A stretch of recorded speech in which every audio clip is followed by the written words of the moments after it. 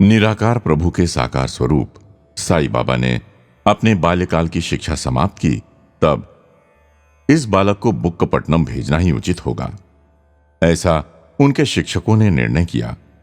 निर्णयानुसार सत्या को वहां के हायर एलिमेंट्री स्कूल में दाखिल कराया गया। पुट्टपर्ती से बुक्कपट्टनम 2.5 मील के अंतर पर है। अनेक कष्टों को झेलते हुए, कभी कीचड़ और कांटों भरी राह से, तो कभी बरसात में कमर तक पानी भरे तालाब को पार कर पगडंडी की राह से, बगल में पुस्तकें दबाए और कंधे पर खाने की झोली लटकाए सत्यनारायण को वहां पहुंचना पड़ता था। बुक्कपट्टनम की शाला के एक शिक्षक श्री बी सुब्बणाचार्य सत्यनारायण के विषय में सन 1944 में प्रकाशित एक तेलुगु पुस्तक में इस प्रकार लिखते हैं।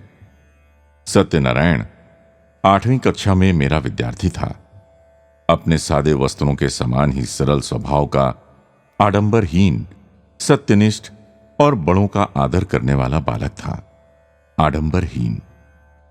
विचार कीजिए कि इस विशेषण की प्राप्ति के लिए उन्होंने अपनी शक्तियों, सिद्धियों और देवी महिमा को किस प्रयास से छिपा रखा होगा। अपने परिचय को प्रकट करने के सुअवसर की प्रतीक्षा में केवल एक आडंबरहीन बालक के समान आचरण करने में सत्या ने जिस आत्मनियंत्रण शक्ति का प्रदर्शन किया, वो प्रशंसनीय है। इसी तेलुगु ग्रंथ में सत्यनारायण के अन्य शिक्षक श्री वीसी कुंडप्पा लिखते हैं, इस मितभाषी बालक की सादी पोशाक ही उनकी विनयशीलता की द्योतक थी। अन्य बालकों के पहुंचने से पहले ही सत्यनारायण शाला में उपस्थित रहते थे। शाला के बाहर किसी वृक्ष के नीचे ईश्वर का चित्र स्थापित कर वहां के बालकों से पूजा करवाते थे। मंगल आरती के पश्चात अपने हाथ से ही निर्मित मिठाई प्रसाद रूप में बांटते थे। कभी अपनी खाली थैली से मुट्ठी भर भर कर मीठी बूंदी, पेपरमेंट इत्यादि सामग्री निकालकर अपने सहपाठियों में बांट देते थे। यदि उनसे पूछा जाए कि यह सब सामग्री उनके हाथ में कैसे आ जाती है, तब वे कहते कि उनके वश में ग्राम शक्ति है, जो मांगी हुई वस्तु तत्क्षण उन्हें प्रदान करती है। उस ग्राम शक्ति का प्रभाव उनके एक शिक्षक ने एक दिन प्रत्यक्ष अनुभव किया। कक्षा में रहते हुए भी सत्यनारायण का ध्यान कहीं और ही रहता था। इस विषय में बाबा कहते हैं, जानते हो मैं वहां बैठकर क्या क्या करता था? अपने सहपाठी बच्चों के लिए मैं भजन और अष्टोत्तर शत नामावली की रचना किया करता था। एक दिन वे शिक्षक कक्षा में जब कुछ लिखवा रहे थे, तब सत्या का ध्यान कहीं और लगा देख उन्होंने सोचा कि इसका दुष्प्रभाव दूसरे बच्चों पर भी पड़ेगा। अतः उन्होंने कहा, जो छात्र न लिख रहे हों वे खड़े हो जाएं। सत्या उठकर खड़े हुए। अन्य बालक बैठे ही रहे।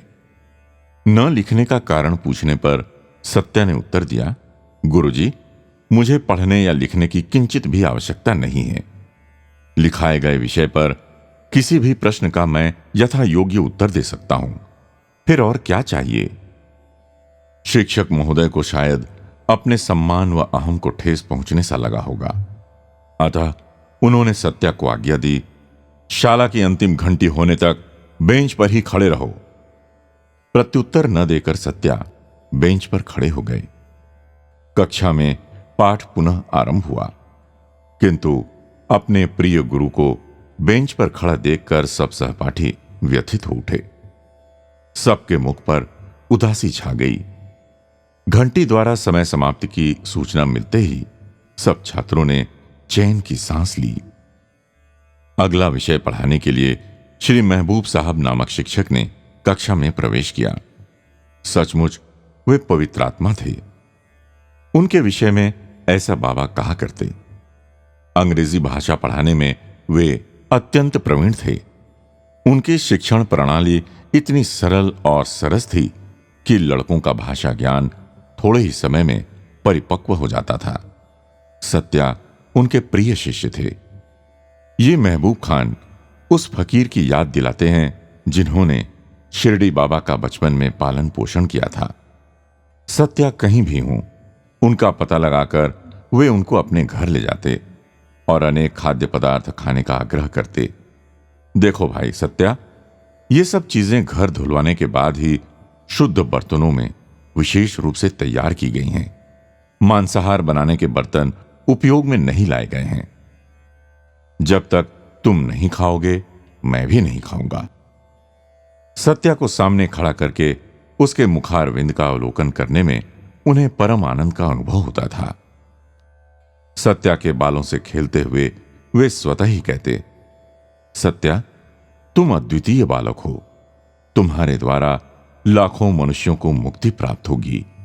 तुम दिव्य प्रभावशाली हो। जब सत्या बेंच पर खड़े थे, वह अगली कक्षा चालू होने वाली थी, तब अंग्रेजी पढ़ाने के लिए महबूब खान साहब कक्षा में प्रविष्ट हुए। लेकिन उनके लिए पहले शिक्षक ने कुर्सी खाली नहीं की। इसके साथ ही उनकी आंखों के तारे सत्यनारायण को बेंच पर खड़ा देख खान साहब को आश्चर्य और क्रोध हुआ। उन्होंने धीरे से उस शिक्षक के पास जाकर, उठिए महाशय, ऐसा कहा।